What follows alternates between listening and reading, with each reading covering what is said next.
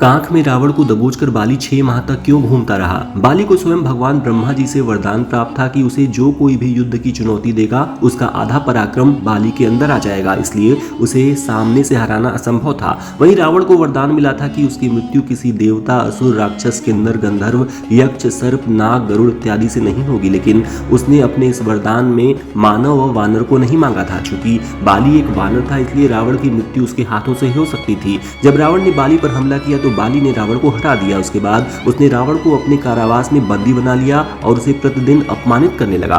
बाली प्रतिदिन सुबह किष्किंधा की चारों दिशाओं में समुद्र के चक्कर लगाकर आता था और सूर्य देव की पूजा करता था। तब बाली लंका नरेश रावण को अपनी काख में दबाकर चारों दिशाओं में घुमाता था और उसे लज्जित करता था। यह क्रिया बाली ने 6 माह तक दोहराई।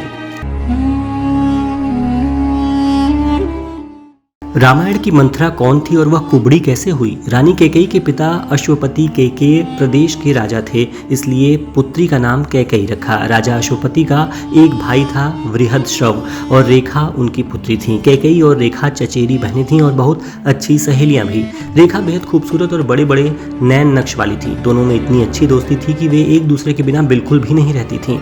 रेखा खूबसूरत होने के साथ साथ बहुत बुद्धिमान थी और उसे इस बात का बहुत घमंड था। रेखा अपने रूप को सदा के लिए बरकरार रखना चाहती थी। इस कारण उसने गलती से किसी ऐसी चीज का सेवन कर लिया था जिस वजह से उसकी कमर टेढ़ी हो गई और उसका रूप कुरूप हो गया। वहीं ऐसा भी माना जाता है कि उसे एक बार गंभीर बीमारी ने जकड़ लिया था। इस वजह से उसे बहुत प्यास लगती और बहुत पसीना आता था। इसके लिए उसने एक बार तुलसी, चंदन और मिश्री का शरबत बनाकर पी लिया। इस कारण वह त्रिदोष से पीड़ित हो गई और उसका शरीर 3 जगहों से टेढ़ा हो गया। उसके कुछ अंगों ने भी काम करना बंद कर दिया। इस तरह रेखा कुरूप हो गई और उसका नाम कुबड़ी मंथरा। मेघनाद को मारने के लिए श्री राम ने बार बार लक्ष्मण को ही क्यों भेजा? रावण का सबसे बड़ा पुत्र मेघनाद शक्तियों व अस्त्रों में अपने पिता से भी ज्यादा पराक्रमी था। उसे ब्रह्मा, विष्णु, महेश से इतनी शक्तियां व वर प्राप्त हो चुके थे कि उसे कोई योगी ही परास्त कर सकता था व उसका वध कर सकता था। लक्ष्मण भगवान श्री राम के साथ 14 वर्षों के वनवास में जब गए थे तब उन्होंने अपनी पत्नी उर्मिला को अयोध्या में ही छोड़ दिया था। इस प्रकार उन्होंने 14 वर्षों तक ब्रह्मचर्य का पालन किया। वह किसी पराई स्त्री पर नजर तक नहीं डाली, यहाँ तक कि माँ सीता की भी वो सिर्फ चरणों को ही देखते थे। साथ ही लक्ष्मण ने 14 वर्षों से एक पल के लिए भी नींद नहीं ली थी और योग व साधना से खुद को इतना शक्तिशाली व ऊर्जावान बना लिया था कि वही मेघनाद का वध करने में सक्षम थे। यही कारण था कि मेघनाद से युद्ध करने के लिए राम जी बार बार लक्ष्मण को भेजते थे। भगवान शिव ने कामदेव को जलाकर भस्म क्यों कर दिया? एक बार राजा दक्ष ने विशाल यज्ञ का आयोजन किया था। यज्ञ के दौरान अपने पति शिव का अपमान न सह पाने के कारण माता सती ने हवन कुंड की पवित्र अग्नि में कूदकर आत्मदाह कर लिया। तब शिव क्रोध में आकर तांडव करने लगे। देवताओं के आग्रह के बाद शिव शांत हुए और समाधि में लीन हो गए। भगवान शिव की समाधि के दौरान ही राक्षस तारकासुर ने अपने तप से ब्रह्मा जी को प्रसन्न करके ऐसा वरदान मांग लिया जिससे उसकी मृत्यु केवल शिव पुत्र द्वारा ही हो सकती थी। तारकासुर के वध के लिए भगवान शिव का समाधि से बाहर आकर विवाह करना जरूरी था। इस कार्य के लिए कामदेव को भेजा गया। कामदेव ने खुद को आम के पेड़ के पत्तों के पीछे छुपाकर शिव जी पर पुष्प बाण चलाया, जिससे शिव जी की समाधि टूट गई और उन्होंने क्रोध में आकर त्रिनेत्र खोलकर कामदेव को भस्म कर दिया। फिर कामदेव की पत्नी रति की याचना के बाद शिव ने उन्हें आश्वासन दिया कि द्वापर युग में भगवान कृष्ण के पुत्र के रूप में फिर से कामदेव जन्म लेंगे। माता सीता ने लंका में कभी भोजन क्यों नहीं किया? रावण जब माता सीता को अपहरण करके लंका ले गया तब उसने माता सीता को अपने देश की सबसे सुंदर वाटिका यानी अशोक वाटिका में रखा था, जहाँ पर अनेक प्रकार के स्वादिष्ट और रसीले फल लगे हुए थे। रावण उनके लिए नित्य स्वादिष्ट व्यंजन बनवाता, लेकिन माता सीता ने कभी लंका का भोजन, फल इत्यादि ग्रहण नहीं किया। इसके पीछे एक बहुत बड़ा कारण है।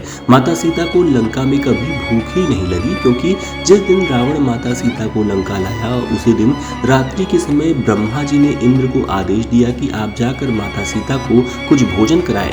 ब्रह्मा जी का आदेश पाकर इंद्रदेव तुरंत माता सीता के लिए खीर लेकर अशोक वाटिका पहुंचे। वह खीर का भोग एक दिव्य भोग था जिसे खाकर माता सीता की भूख शांत हो गई।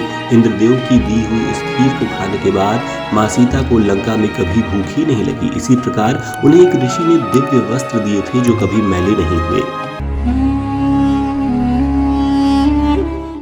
पिछले जन्म में पूतना कौन थी और वह राक्षसी क्यों बनी?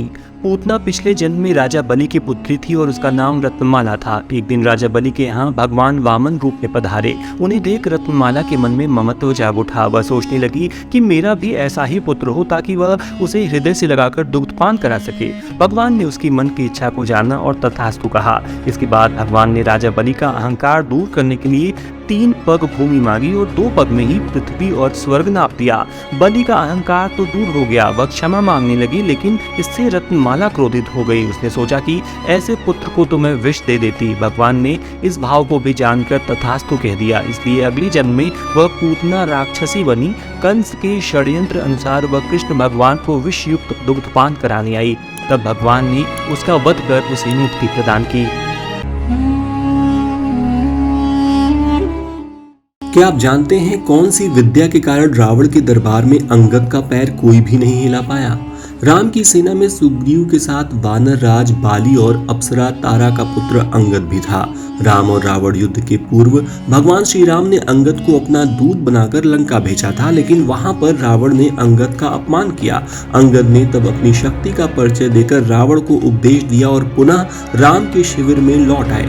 अब सवाल यह उठता है कि अंगद में इतनी शक्ति कैसी आई कि कोई भी असुर राक्षस आदि उनका पैर हटाना तो दूर हिला भी नहीं पाया। दरअसल हनुमान, जामवंत और अंगद तीनों ही प्राण विद्या में पारंगत। अंगद जब रावण की सभा में गए तो उन्होंने इसी प्राण विद्या के बल पर अपना शरीर बलिष्ठ और पैरों को इतना दृढ़ कर लिया था कि उसे हिलाना किसी के भी बस की बात नहीं थी। यह प्राण विद्या का ही कमाल था। इंद्रदेव से जुड़े रहस्य जो शायद आप नहीं जानते। माना जाता है कि इंद्र किसी व्यक्ति विशेष का नाम नहीं बल्कि एक पद का नाम है और दूसरा एक विशेष प्रकार के बादल का भी नाम है। इंद्र एक काल का भी नाम है। इंद्र को सुरेश, सुरेंद्र, देवेंद्र, देवेश, सचिपति, वासव, सुरपति, शक्र, पुरंदर, देवराज भी कहा जाता है। इंद्र के कारण ही इंद्रधनुष, इंद्रजाल, इंद्रियां, इंदिरा जैसे शब्दों की उत्पत्ति हुई है। इंद्र को देवताओं का अधिपति माना गया है। इंद्र को उनके छल के कारण अधिक जाना जाता है। स्वर्ग पर राज करने वाले 14 इंद्र माने गए हैं। कहा जाता है कि एक इंद्र वृषभ यानी बैल के समान था। असुरों के राजा बलि भी इंद्र बन चुके हैं और रावण पुत्र मेघनाद ने भी इंद्र पद हासिल कर लिया था। इंद्र पद पर आसीन देवता किसी भी साधु और राजा को अपने से शक्तिशाली नहीं बनने देना चाहते थे। इसलिए वह कभी तपस्वियों को अप्सराओं से मोहित कर पथभ्रष्ट कर देते तो कभी राजाओं के अश्वमेघ के यज्ञ के घोड़े चुरा लेते थे। अर्जुन को हुआ भक्ति का अभिमान कृष्ण ने कैसे तोड़ा? पौराणिक कथाओं के अनुसार एक शाम कृष्ण के साथ टहलते हुए अर्जुन की नजर एक ब्राह्मण पर पड़ी। ब्राह्मण की कमर पर तलवार लटकी थी। ब्राह्मण और तलवार दोनों ही विरोधाभासी थे। अर्जुन के पूछने पर ब्राह्मण ने बताया कि वो 4 शत्रुओं को दंडित करना चाहता है। पहला नारद, जो हर समय प्रभु का नाम लेकर उन्हें जागृत रखते हैं। दूसरा द्रौपदी, जिसकी सहायता के लिए प्रभु को भोजन की थाली छोड़कर आना पड़ा। तीसरा प्रहलाद, जिसके कारण प्रभु को गर्म तेल में उतरना पड़ा, हाथी से कुचलना पड़ा और खंभे से प्रकट होना पड़ा।